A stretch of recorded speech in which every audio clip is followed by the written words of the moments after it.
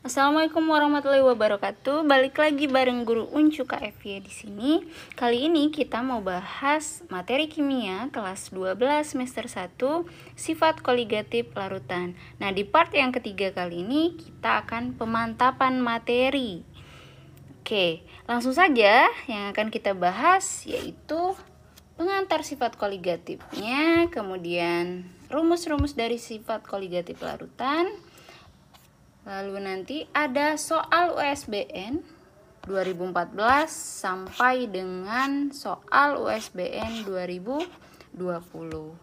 Oke, selamat menyimak dan jangan di-skip ya.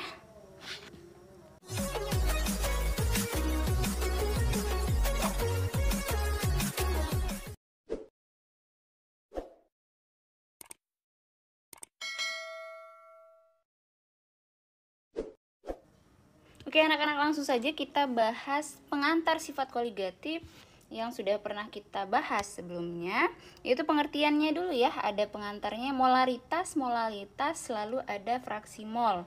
Nah, untuk pengertian molaritas itu banyaknya mol zat terlarut dalam 1 liter larutan. Ingat ya, dalam 1 liter larutan. Nah, sementara kalau molalitas itu adalah banyaknya mol zat terlarut dalam 1 kg pelarut. Sementara fraksi mol atau yang dilambangkan dengan X itu adalah perbandingan mol zat dengan mol total. Nah, kita lanjut ke rumusnya. Kalau molaritas, berdasarkan pengertiannya kita bisa dapat rumusnya yaitu M sama dengan mol per volume dalam liter. Oke, jadi rumusnya adalah mol per volume dalam liter. Kemudian rumus ini bisa kita turunkan menjadi gram dibagi mr dikali 1000 per volume dalam mililiter. Nah, gram di sini ingat bahwa ini adalah gram dari zat terlarutnya. Nah, kemudian mr-nya juga dari zat terlarut, sementara volumenya dari volume larutan. Oke, nah bagaimana kalau yang diketahui itu adalah persen berat ya? Nah, molaritas juga bisa dicari dengan cara rho dikali 10 dikali persen berat dibagi mr-nya. Oke, rho itu adalah massa jenis atau berat jenis. Biasanya gram per mililiter gitu ya. Kemudian persen ini adalah persen beratnya. Persen beratnya. Nah, misalkan 20% berarti yang kita masukkan adalah 20 di situ. Oke, itu untuk molaritas. Kemudian molalitas, ini ada kesalahan ya, harusnya lambangnya M kecil. Gitu ya. Nah, berdasarkan pengertiannya juga di situ berarti molalitas bisa kita dapat dari mol per P ya. P ini adalah massa dari zat pelarut dalam kilogram. Nah, bisa kita turunkan sama seperti molaritas. Molalitas sama dengan gram per mr dari zat terlarut dikali 1000 per P, massa zat pelarut tapi dalam gram. Oke, kalau kita lihat-lihat, ya kita lihat lagi, ini sama mirip, hanya berbeda di satu volume dalam mili, satu massa dalam gram. Nah, kita lanjutkan untuk fraksi mol. Ingat bahwa fraksi mol itu ada dua. Oke, ada fraksi mol dari zat terlarut atau ekster. Kemudian ada juga fraksi mol dari zat pelarut. Oke, berdasarkan pengertiannya berarti fraksi mol zat terlarut itu mol dari zat terlarut per mol total zat terlarut ditambah mol zat pelarut. Sementara ini sebaliknya, X pelarut berarti yang di atas adalah mol dari zat pelarut per mol total zat pelarut ditambah mol dari zat terlarut. Oke, itu untuk pengantar sifat koligatif. Oke, sifat koligatif larutan. Sifat koligatif ingat bahwa ada 4 ya. Langsung saja kita ke rumus penurunan titik beku atau delta TF. Nah, delta TF itu rumusnya adalah M dikali KF. Itu untuk zat yang bersifat non-elektrolit. Sementara delta TF sama dengan M dikali KF dikali I untuk senyawa-senyawa elektrolit. Nah, sementara TF itu bisa dicari dengan TF0 min delta TF. Keterangannya kalau dia pakai delta TF berarti penurunan titik beku. Sudah ada di situ ya. Oke. Nah, sementara kalau yang TF saja itu adalah titik beku larutan. Ya, TF0 berarti titik beku pelarut. Lalu ada si KF. KF itu penurunan titik beku molar air, zat pelarut gitu ya. Kemudian M itu molalitas. Nah, I itu adalah faktor Van Hoff. Selanjutnya kenaikan titik didih. Agak mirip rumusnya, itu delta TB itu bisa dicari dengan M dikali KB untuk senyawa-senyawa non-elektrolit. Sementara delta TB sama dengan M dikali KB dikali I untuk senyawa elektrolit. Nah, karena ini kenaikan, maka TB sendiri bisa kita cari dengan TB0 ditambah delta TB. Oke, nah TB itu adalah titik didih dari larutan. Kemudian TB0 itu adalah titik didih dari pelarut. KB itu merupakan kenaikan titik didih molal dari zat pelarut. Sementara M molalitas dan I faktor Van Hoff seperti biasa. Nah, kita lanjutkan ke penurunan tekanan uap, di mana delta P itu bisa kita cari dengan cara P0 dikali X zat terlarut. Lalu kalau mau cari P-nya, P0 dikali X dari zat pelarut. Ya, untuk X tadi sudah kita bahas rumusnya. Nah, delta P itu bisa didapat dengan cara yaitu P0 min P ya. Lalu delta P ditambah Xter ya. Xter sama ditambah dengan Xpel itu sama dengan 1. Nah, delta P itu adalah penurunan tekanan uap, lalu P0 ini adalah tekanan uap murni dari zat pelarut. Kemudian delta P sudah ada, P ini sendiri adalah tekanan uap larutan. Nah, selanjutnya ada tekanan osmosis. Ya, tekanan osmosis V sama dengan MRT untuk senyawa non-elektrolit. Sementara V sama dengan MRTI untuk senyawa elektrolit.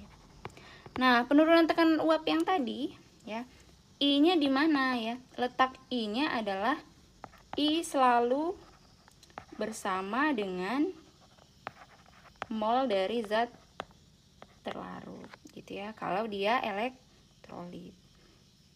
Oke, V itu adalah tekanan osmosis, M itu molaritas, kemudian R itu 0,082 liter atm per mol Kelvin, T itu temperatur.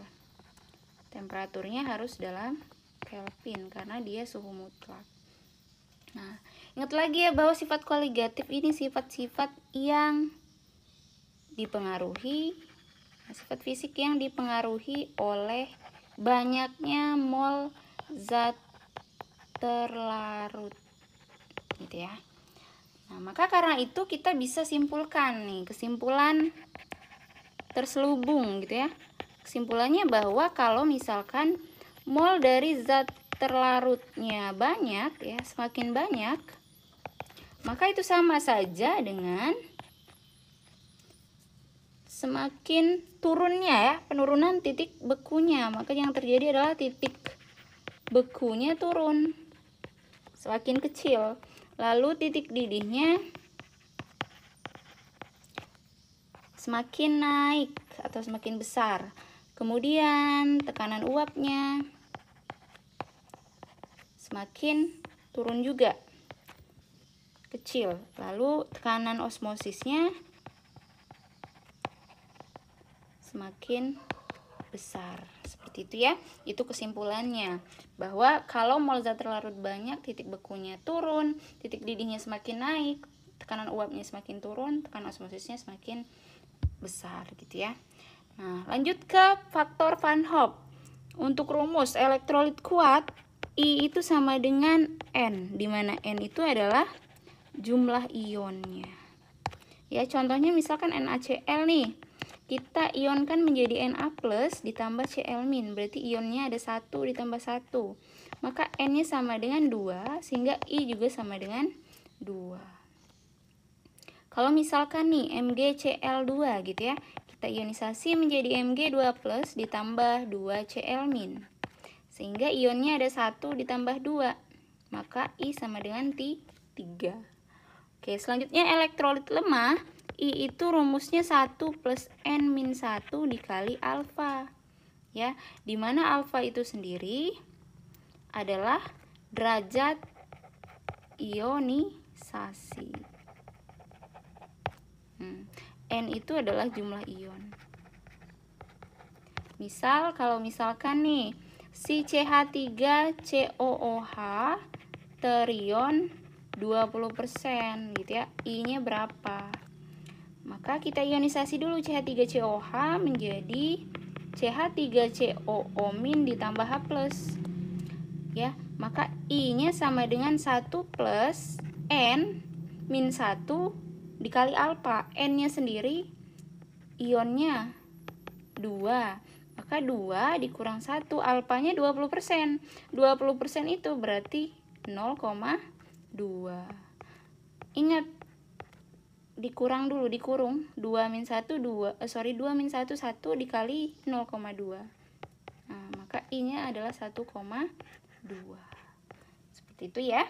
Oke, sudah jelas untuk rumusnya, maka kita lanjut ke soal USBN. Yang pertama itu adalah soal USBN 2014 atau waktu itu adalah soal UNBK. Berikut ini peristiwa kimia dalam kehidupan sehari-hari. Kedua contoh di atas berhubungan dengan sifat koligatif larutan secara berturut-turut. Oke, lihat yang pertama, etilen glikol dapat ditambahkan ke dalam radiator mobil. Fungsinya untuk apa? Untuk agar radiator mobil itu tidak membeku. Nah, artinya fungsi etilen ini adalah menurunkan titik beku dari radiator mobil.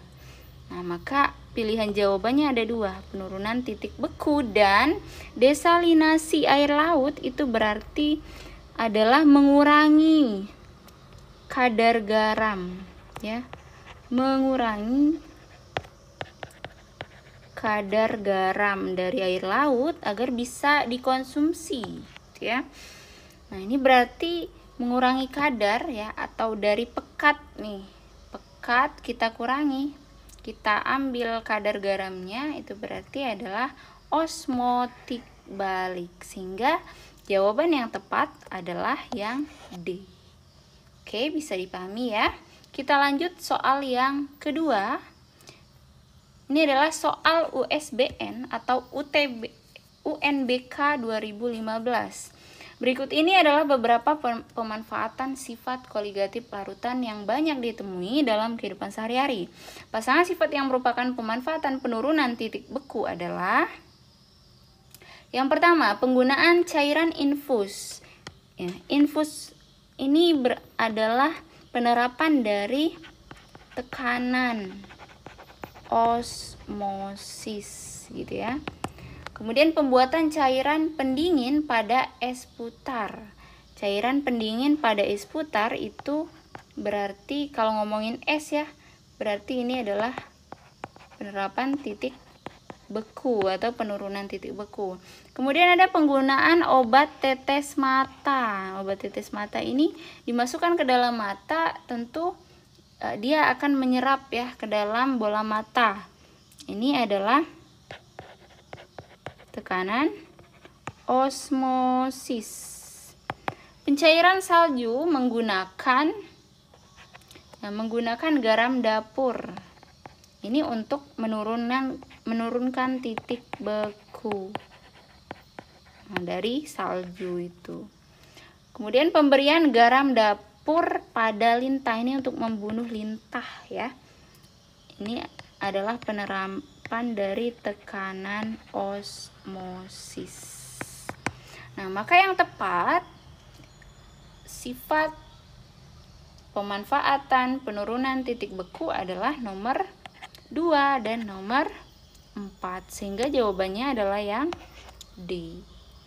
Oke, bisa diingat lagi ya, dipahami yang mana yang tekanan osmosis, yang mana titik beku, atau yang mana juga yang titik didih, osmotik balik, seperti itu ya.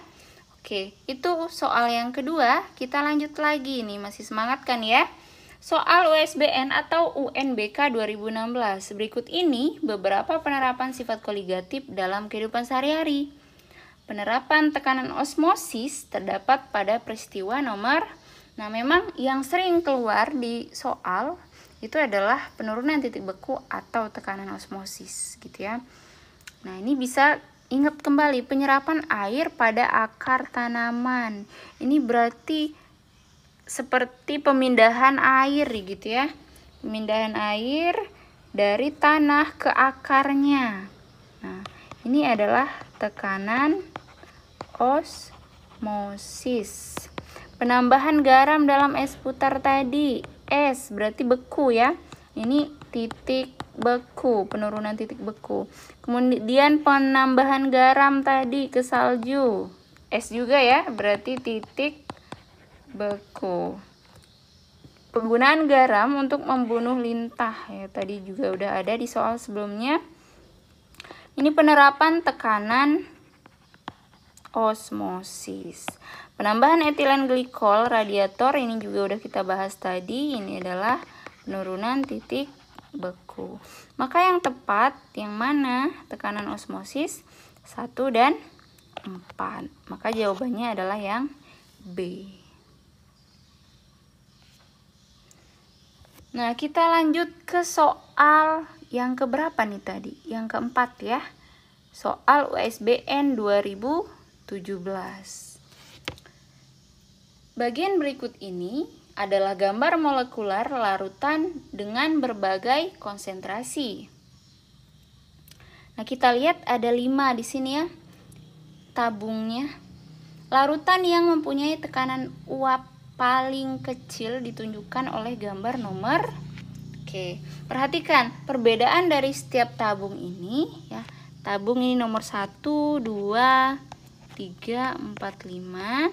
Perbedaannya ada di sini nih.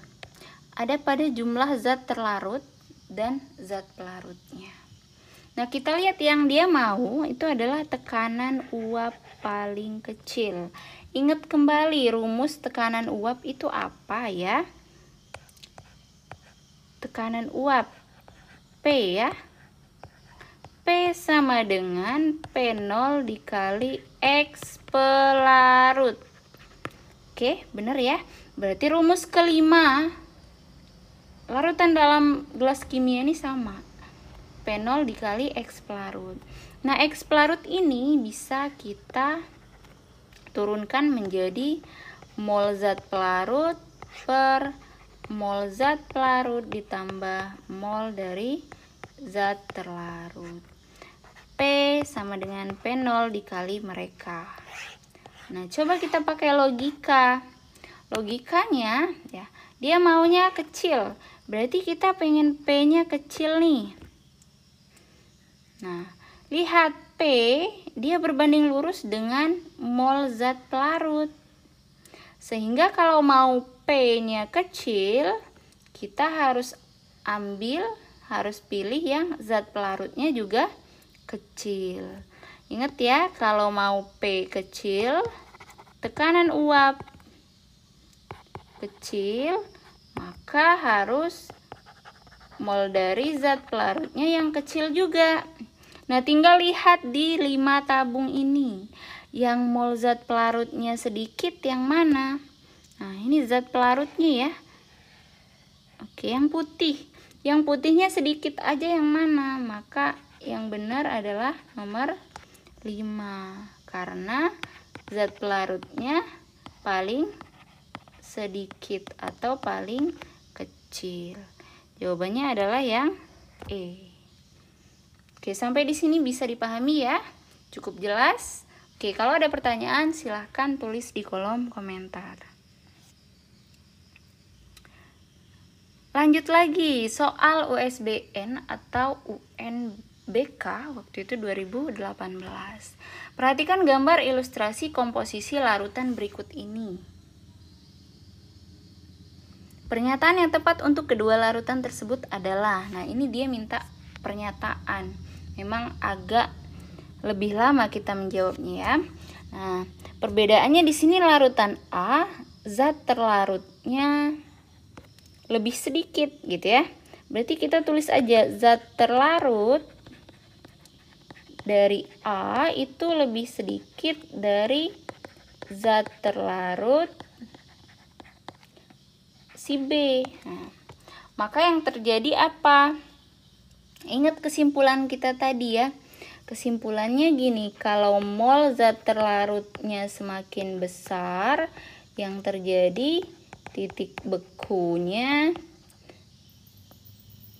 kecil, titik didihnya besar, tekanan uapnya kecil, lalu tekanan osmosisnya besar.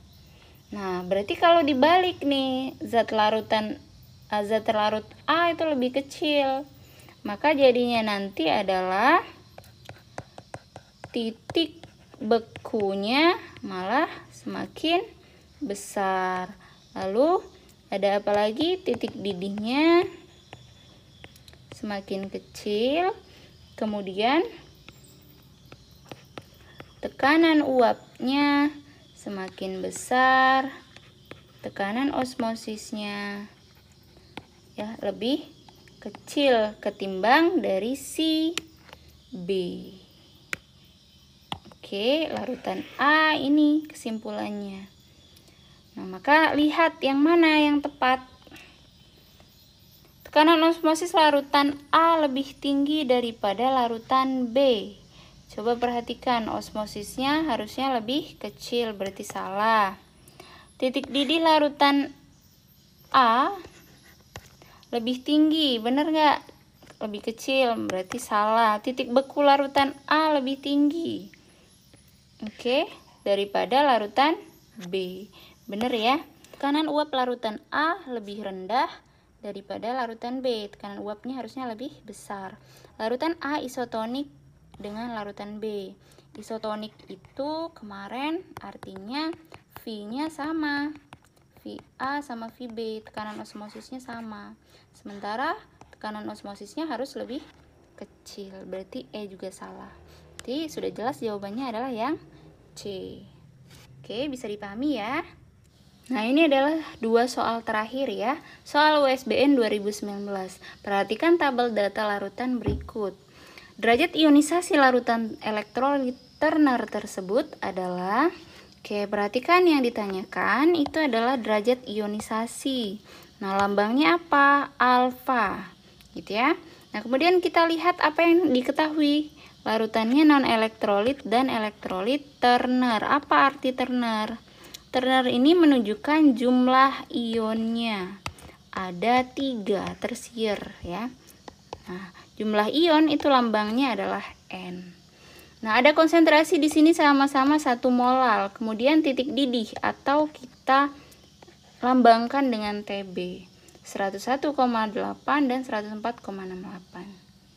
Nah, berarti kalau kita mau cari alfa, kita butuh apa? Kita butuh yang namanya I. Karena rumusnya adalah 1 plus N-1 dikali alfa.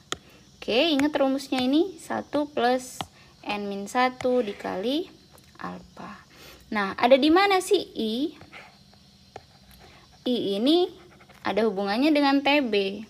Yaitu rumusnya ada di delta TB, gitu ya. Maka kita cari dulu delta TB-nya. Delta TB itu mudah saja, tinggal kita kurangi 100-nya. Maka ini 1,8 dan ini 4,68. Nah, kemudian untuk mendapatkan I, kita bandingkan saja. Kita buat perbandingan delta TB yang pertama berbanding delta TB yang kedua, gitu ya, non elektrolit dengan elektrolit Turner tadi. Rumusnya M dikali KB untuk non elektrolit. Untuk yang elektrolit berarti M dikali KB dikali I. Nah, karena di sini M-nya sama, bisa kita coret. KB-nya juga pasti sama karena sama-sama di sini larutannya air, gitu ya, pelarutnya. Nah, delta TB-nya kita masukkan 1,8, lalu kemudian ini 4,68, atas sisa 1, lalu bawah I. Maka I sama dengan 4,68 dibagi 1,8. Hasilnya adalah 2,6 untuk I-nya. Nah, langsung bisa kita masukkan nih ke dalam rumus I. 2,6 sama dengan 1 plus N-nya sudah ada 3 min 1 dikali alfa. Nah, ingat ya, ini satunya pindah dulu gitu kan. Pindah berarti dikurang ya. 1,6, 3 dikurang 1 berarti 2. 2 kali alfa adalah 2 alfa.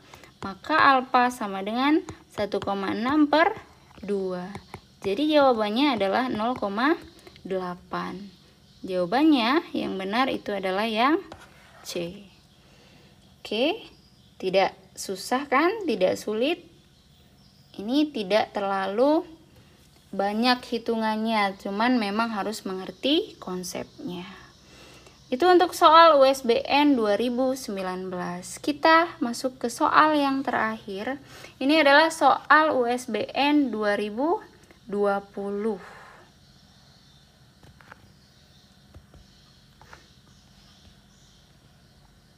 Oke, perhatikan percobaan pengukuran titik didih gula dan garam dapur NaCl berikut. Nah, di sini jika MR NaCl 58,5, MR glukosa 180 dan TB air ya, TB0 air itu adalah 100 derajat Celcius, maka tetapan kenaikan titik didih molal air dalam larutan NaCl dan glukosa adalah, oke, perhatikan, dia menanyakan tetapan. Tetapan itu seperti konstanta. Berarti yang dia tanyakan di sini adalah KB. Ya, konstanta boiling point-nya. Nah, perhatikan di sini ada 2 gelas kimia ya yang dipanaskan yang berisi 5 gram gula dan 5 gram NaCl nih. Yang masing-masing kalau dilihat mendidih pada 103 derajat Celcius, sementara yang NaCl mendidih pada 101,85 derajat Celcius. Nah, kita bisa cari KB. KB-nya dari mana? Nah, bisa kita cari dari salah satu larutan saja ya, tidak harus semuanya. Nah, misalkan gini, kita ambil yang larutan gula aja deh, gitu ya. Larutan gula. Nah, gula itu kalau dirumuskan berarti kan TB, ya, itu didapat dari TB0 plus delta TB, gitu ya. Nah, maka kita lihat di sini 103 ini titik didih, berarti TB-nya 100,3, maksudnya ya TB0-nya 100 ditambah delta TB. Maka delta TB-nya didapat 0,3. Dari delta TB kita bisa masuk ke rumusnya. Delta TB sama dengan M dikali KB. 0,3. Nah, M-nya itu adalah gram per mR, molalitas ya, 1000 per P dikali KB. Nah, 0,3 gramnya adalah 5, mR-nya ya untuk gula itu adalah 180 dikali 1000 per P. P-nya air ini ya. Di sini ada P-nya air, itu adalah 48 dikali KB yang ditanya. Nah, Nah, boleh kita coret yang bisa dicoret. Oke, ini bisa. Ini ya. Kemudian ada lagi yang bisa kita coret. Oke. Langsung kita jawab dulu ya. Ini berarti 0,3 dikali 18 kali 48 sama dengan KB kali 500. Nah, berarti KB adalah 0,3 kali 18 kali 48 per 500.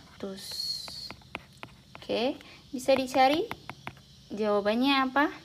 Boleh ketik di kolom komentar ya untuk jawaban dari soal USBN 2020 ini.